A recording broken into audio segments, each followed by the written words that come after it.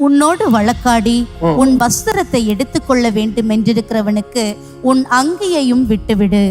ஆண்டவர் சொல்றாரு, உன்னோடு வழக்காடுறவன் உன் வஸ்திரத்தை எடுத்தானா உன்னுடைய அங்கேயும் விட்டுவிடு. இன்றைக்கு நம்முடைய நாட்களுக்கு அது பொருத்தமாகணும்னா, உங்களுக்கு வர வேண்டிய சொத்தை உங்களோடு சண்டை போட்டு அதை பிடுங்குவதற்கு உங்களை கோர்ட்டுக்கு கொண்டு போனாங்கன்னா, ஆண்டவர் சொல்றாரு, உங்களுக்கு இருந்த அந்த 5 சென்ட்ல அவங்க 3 சென்ட்ல சண்டை போட்டாங்கன்னா உங்களுக்கு உண்டான 2 சென்ட் கொடுத்து நீங்க வெளியே வந்துருங்கன்றார்.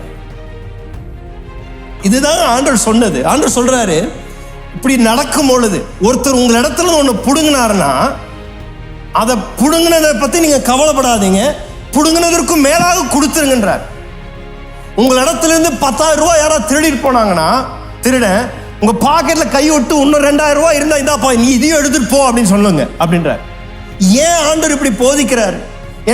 ஏன் இப்படி போதிக்கிறார்னா, உலகம் என்னுடைய சீஷர்களை பார்க்கும் பொழுது அவர்கள் வித்தியாசம், அவர்கள் நடக்கை வித்தியாசம், அவர்கள் எல்லா காரியங்களுக்கு வித்தியாசமாக பதில் தருகின்றார்கள் என்பதை உலகம் காணணும். அவர்கள் எல்லாரும் செய்கிறதை போல என்னுடைய சீஷர்கள் செய்வது அல்ல என்று உலகம் பேசிக்கொள்ளணும் என்பதுதான் தேவனுடைய நோக்கம்.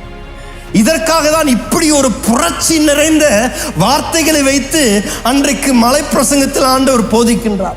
அவருடைய சீஷர்கள் எப்படி நடக்கணும், எப்படி அவருடைய அனுதின வாழ்க்கையில் அவர்கள் சந்திக்கின்ற பிரச்சனைகளுக்கும் சூழ்நிலைகளுக்கும் அவர்கள் எப்படி பதில் தரணும் என்று ஆண்டவருக்கு அவர் புதிய வழியை காமிக்கின்றார்.